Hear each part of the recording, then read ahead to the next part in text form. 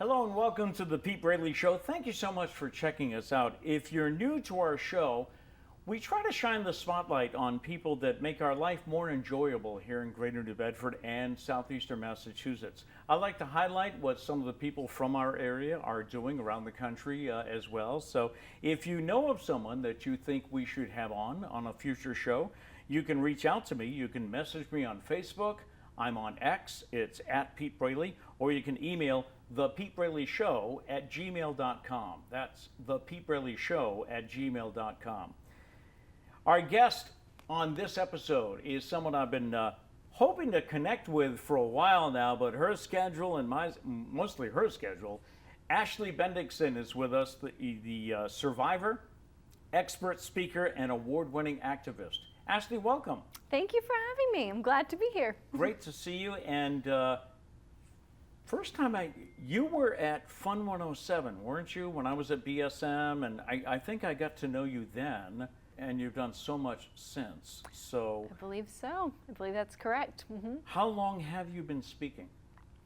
In total, about 16 to 17 years. Wow. From the first time I ever professionally stood at a mic and spoke, but now full-time for about 8 years. So my last job in the southeastern Mass area was in 2016, and now it's 2024. You were with the district attorney's office? I was. Okay. I have to commend. Let's get this right out of the bat here. I have to commend you for that, because I remember, we've been friends on Facebook and different social media.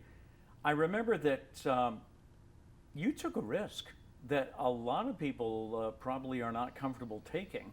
You left a secure paycheck to try a new adventure, not knowing if it was going to work. What was that like? It was definitely scary. I think that I had some things working in my favor, though. I was single, unmarried, didn't have children. My financial burden was much lower than most people might experience. Right. But I think also it kind of came from knowing that I had been speaking part-time for many years, and I was already doing some solid part-time business, and I thought, well, if I spent 40 hours a week putting all of my eggs into this basket, making calls, doing outreach, I could easily double what I'm doing, and that would bring in this much money. And I just kind of started doing the math, and I figured out how long it would take me to kind of survive off of what I had, what I needed to do. And I remember my sister gave me some really great advice. She said, Ashley, if it doesn't work out, then you just go get another job. And that was it. That's so I true, figured right. I'll try it and I'll see. I was excited at the idea of entrepreneurship, and it has worked. It's been wonderful. I do want to get into, of course, what you speak about, which is a very serious topic. But first of all, tell me about yourself. Let everyone know. You're from the area, right? Is it New Bedford or Fairhaven? Where were you from? I grew up in Fairhaven, Okay. yes. And I very much consider New Bedford my home. When I tell people where I'm from, I travel nationally now. I say I'm from New Bedford, Massachusetts, and I tell them all about it. And I'm definitely proud of being from the South Coast. All right. And was this something what did you want to be when you grow up? When you were young, what was your focus? Yeah, I'm a classic overachiever. I wanted to be everything. I mean, I wanted to not just be a figure skater, I wanted to be an Olympic figure skater. I was one of those kids. But as far as my career, as I was getting older and it was evolving, I kind of didn't know for a long time. I ended up finally going back to school for criminal justice. I knew I wanted to work in victim services and advocacy, which is what led me to the district attorney's office. But I think I've always just been drawn to this idea of, or at least as an adult, I've been drawn to this idea of social change and making an impact and policy and prevention and, using my own experience to kind of raise awareness of these big issues that impact people's lives, impact communities, impact well-being. So it kind of just led me into this field where, yes, I'm speaking, but it's also rooted in social change. You are speaking about some very serious subjects here, and you speak from experience, right? I do. Okay. I do. Tell us what happened. Yeah, so from the ages of 14 to 20, I experienced multiple abusive relationships, including dating violence and sexual assaults. And unfortunately and sadly, it started with my very first dating partner. I was 14 years old, I was new, I was naive to the world of relationships, And unfortunately, it was very unhealthy. And like most teens, these were not issues that you talk to your parents about. I felt very uncomfortable. I didn't want to ask an adult for advice. I kept it to myself. And unfortunately, that just marked the beginning of this 6 years of these on and off abusive relationships that totally derailed my life. I mean, I went from being that overachieving, ambitious kid to, failing my classes in school. And to make a long story short, I, at the age of 19, found myself homeless, penniless, and I dropped out of college because of an abusive dating relationship. And it was kind of in my healing that I started to learn what abuse was. There was this whole body of language and information that explained my life story that felt, unique and no one could understand. And as I was learning, I realized, these issues are everywhere. And had I only known or heard these terms, maybe I would have self-identified and asked for help. And it kind of just created this spark in me where I wanted to be part of a solution, to help the other versions of me out there who also felt really alone in those moments. So it was a very challenging and heartbreaking period of my life. I was just a teenage girl. It was very formative years, but it also has brought me to this beautiful mission and purpose, and I love what I'm doing today. I feel very grateful to do this work. Was there one particular incident, or did you wake up one morning and realize, I got to stop this, I got to get out of this? Was there an awakening for you? Kind of both. Unfortunately, my college boyfriend at the time became physically harmful. And it's interesting because one of the things I speak about quite often is the fact that most people in abusive relationships are not physically hit. That comes in due time. My partners were verbally, psychologically, emotionally abusive, controlling, possessive. But unfortunately, he did become physically harmful. And our relationship ended because I tried to walk away, tried to break things off, and I was physically attacked by him. Which is sadly common. People that try to leave abusive relationships, you never know how someone might react. So it was a combination of really hitting this rock bottom. I had been harmed. I had to go through the court system myself and, get a restraining order. But it was kind of this low moment where I took a hard look at my life, at myself, and, for whatever reason, I just kind of had this flash of insight, an awakening like you described it, where everything kind of just became clear to me.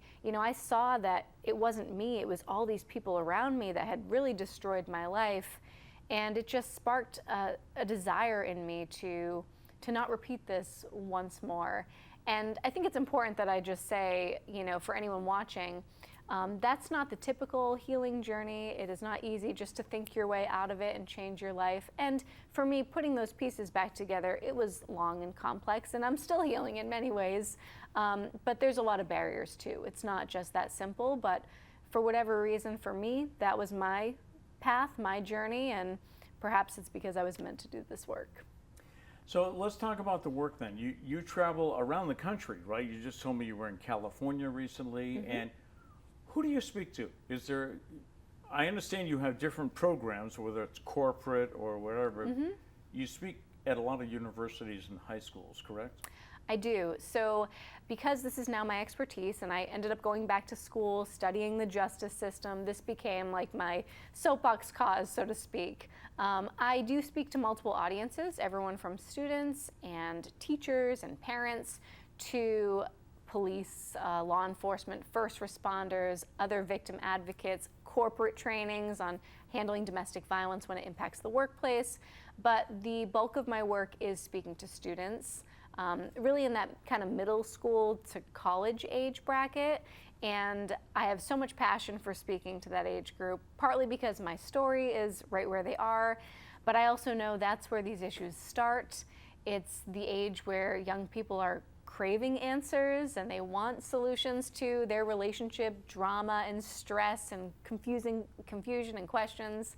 So I love speaking to students, and that's probably about 80% of my work right now.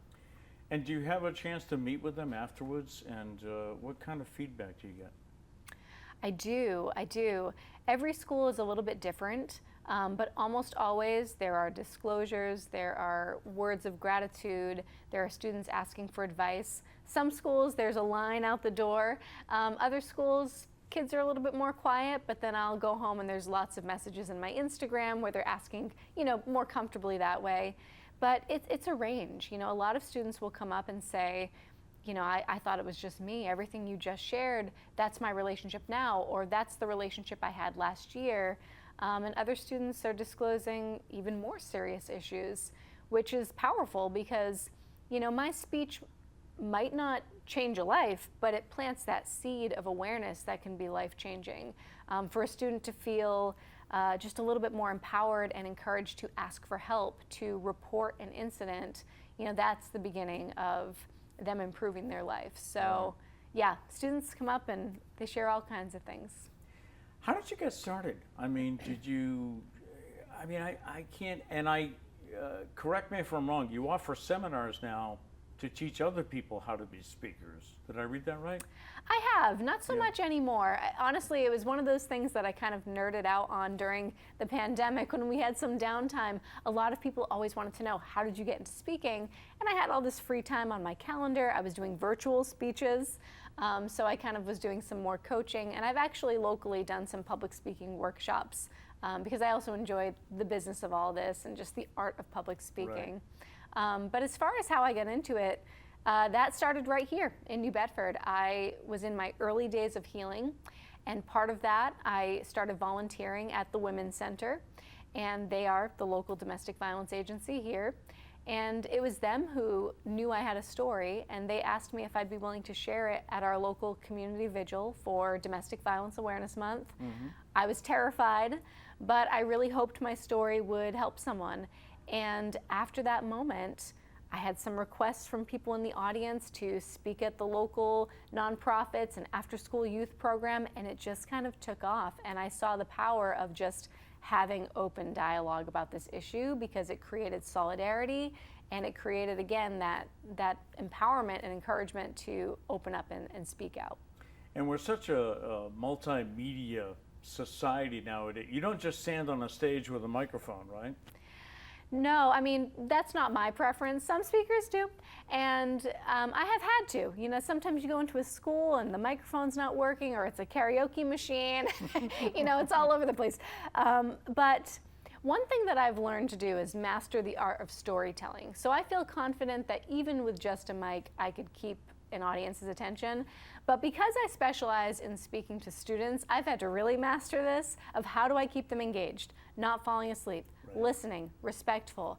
And I do that through story, but I also like to have images and visuals. Everyone's a different learner, so being able to hear a concept and then see the word on a screen is powerful.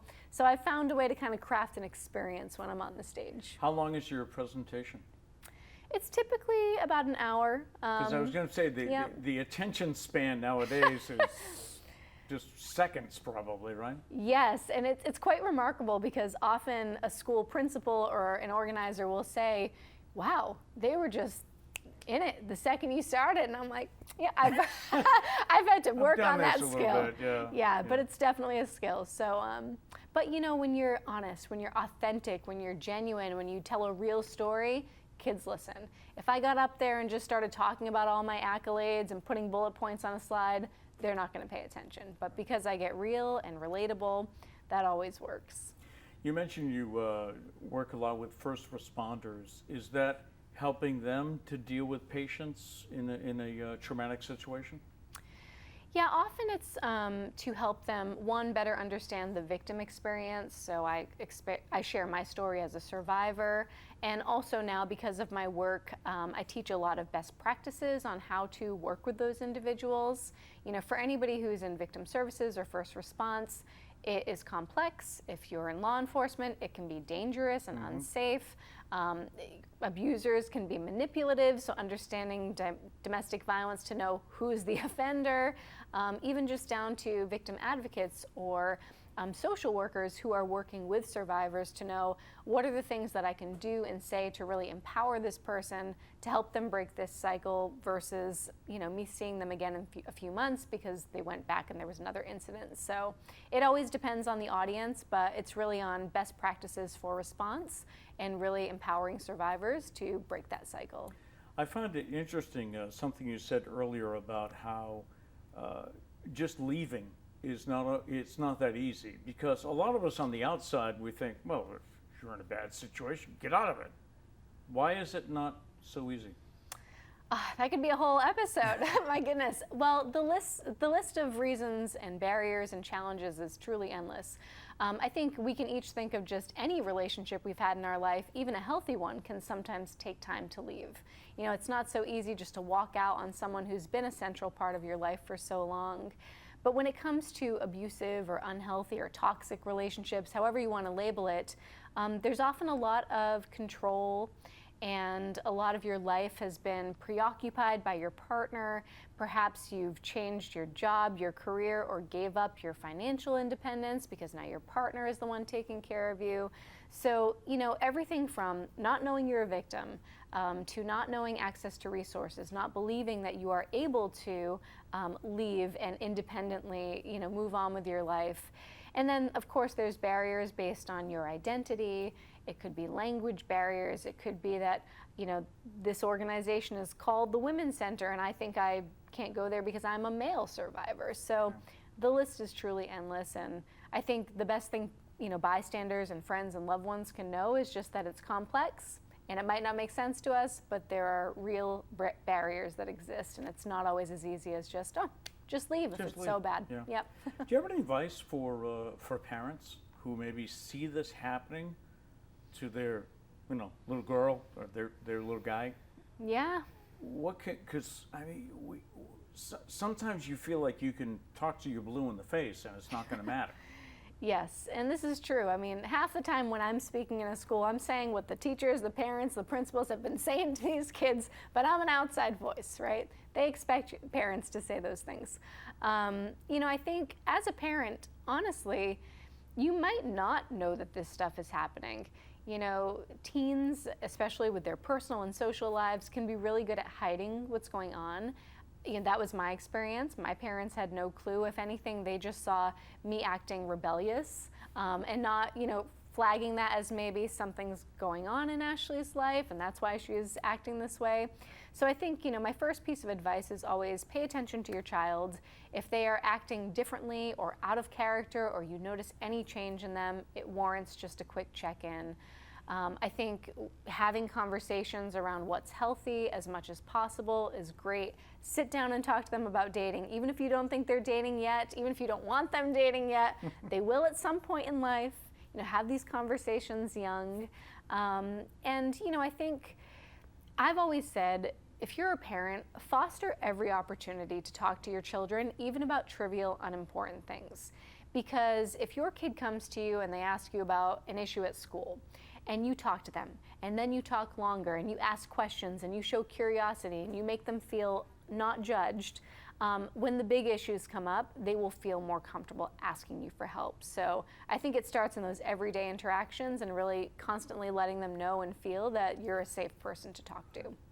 I noticed on your website, which is ashleybendiksen.com, it says, powerful survivor-led educator and training from schools of first responders. Why is survivor-led so important? That popped out at me. Yeah, I think that there's a lot of value in not just somebody having field experience, but lived experience. And when it comes to social issues and issues that impact human lives or quality of life, I've always found that for people that are looking for a speaker, they want that component. They want to know that there are real stories in there and that they come from lived experience, that I am an actual survivor, that I can speak on behalf of my experience, that I can relate to other survivors' experiences. So it's definitely a value point for anyone who wants to bring a speaker in. Okay. And if anyone's wondering about, hey, wasn't she a Miss New Bedford? The answer is yes, right? Yes, I was. Where did that come in your journey. Were you going through this abuse while you were Miss New Bedford, or? No, so that was shortly after, and I think that is maybe how we first met. It might have been me having just one going on the local radio. Yep. So I was rebuilding my life, at around the age of 20, and I had just turned 22 when I won Miss New Bedford. So this was kind of part of the new chapter, where I was involved in the Women's Center. This was my chosen life cause. And then I heard about the pageant, which for anyone who's unfamiliar, the prize was scholarship money, which I needed because I had dropped out of college at the time. And also you dedicated your year of service to a cause. So I thought, wow, this is an even bigger platform to spread this message and raise awareness. So I ended up winning the title, and I spoke on dating violence and domestic violence awareness all year, earned thousands of dollars that I would eventually put towards college. And often I cite being Miss New Bedford as to what I'm doing today. I was speaking, I was getting involved, I was networking, I was advocating for this social cause, and it really became the springboard to my work now. Wow. Mm-hmm.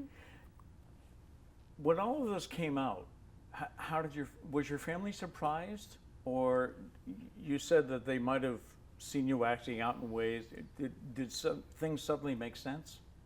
That's a good question. I've not fully had conversations with my family about that time in my life.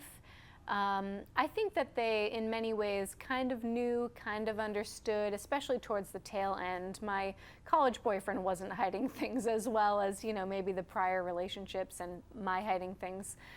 So I think they were pretty aware at that point. And personally, in my own healing, I chose to kind of forgive my family for their choices, for not understanding. I wanted us to have a relationship despite everything that we had gone through, because I think one thing that became really clear to me is that most people are really uninformed about this issue. For lack of a better word, just ignorant to this issue. So I can't fault my parents for maybe not knowing what to do or just not having the knowledge or resources. So I chose to forgive them, and we've since built a great relationship. But we never really discussed it. But that's okay. That's okay. How common is this problem? It is larger than most people would think. Right. So specifically when it comes to teens, so kind of that 14 to 24 age bracket, it impacts 1 in 3, which is significant. Wow. And that is all teens. So females, male students, all gender identities. And then when it comes to adults, the national statistic is 1 in 4 women, 1 in 7 men. And sometimes it's hard for people to grasp how those numbers are so large, but I think it's because most of us think of domestic violence as physical harm, but these are not relationships where one partner is physically beating their loved one. Often it is centered on that coercive control, the psychological abuse, the financial dependence that they're building. There's so many other behaviors that a person can use to maintain power, where once people start to learn about what abuse actually is, it makes sense how there's so many people being impacted by these behaviors. And is it common for us to associate this with females, but it happens just as much to men, or? That's a good question. I think it is right. It's right that we would associate this as a woman's issue. Violence against women is historically disproportionate, and women typically are the majority of those who experience abuse. However, anyone can be a victim, anyone can be an abuser, and often when I go into schools, for example, I'll talk about how your partner might be controlling and want to monitor where you are. So this could be they're constantly texting, constantly calling. I say, hey, I'm filming a TV show, and my partner says, oh, we'll take a picture so I can see, but they want proof. Right. Or the other big thing is location monitoring. So young couples, now that they're dating, they share their location, and that's expected. And so these are behaviors that it doesn't matter if you're male, female, there's a lot of young women who are insecure, and they're, checking their boyfriend's phones and show me who you're texting. So this really kind of goes all ways. So anybody can experience this. And how common is it to be in that relationship, you're the one being abused, but you think, oh, I can change him, or I can change her. Is that a common? Sometimes you can't. You just got to get away from it, right? Right. I think that's a very common hope that many individuals have. You hope that if you just wait, if you keep working on things, if you have more discussions, if you get your feelings across, that your partner will change. However, it's very rare that they do. These are deeply learned and ingrained behaviors.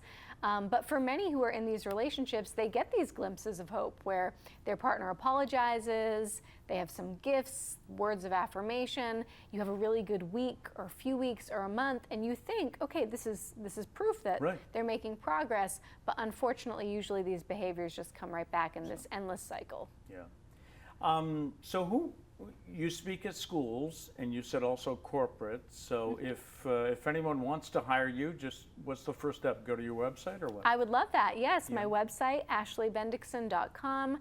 There are videos you can watch, so you can actually preview what I do when I'm on the stage. But I would love that. I mean, I think as much as I specialize in students, this is an important conversation for diverse audiences, and I'd love to discuss how I customize my talks to whatever your I was needs going to are. say, you must have different, I don't want to say acts or different shows, but you target to the audience, right? Yes. Perfect example is, when I speak to students, I talk about the warning signs, the red flags, I share my story, how it impacted me in school. But then if I'm speaking to a corporate audience, I dive deeper into the impact that my abusive relationship had on my job. The Okay. fact that he would call my place of employment, show up, start arguments right before I had to leave, so it would cause me to be late. The fact that he forced me to drop out of college, didn't want me to have this career or economic, independence. So no matter who the audience is, I get to kind of highlight a different piece or different aspect of the story. Have any of the past abusers contacted you since? Good question. They have, not too frequently or not to a point that's bothered me at all.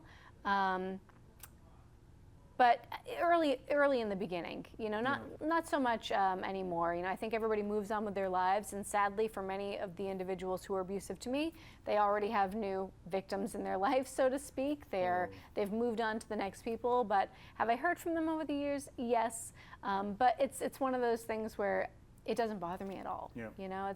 That's your problem. Good for you. Yeah. Good Yep. for you. Thank you so much for, I'm glad we finally connected. I don't know where you're flying off to next, but nice to see you.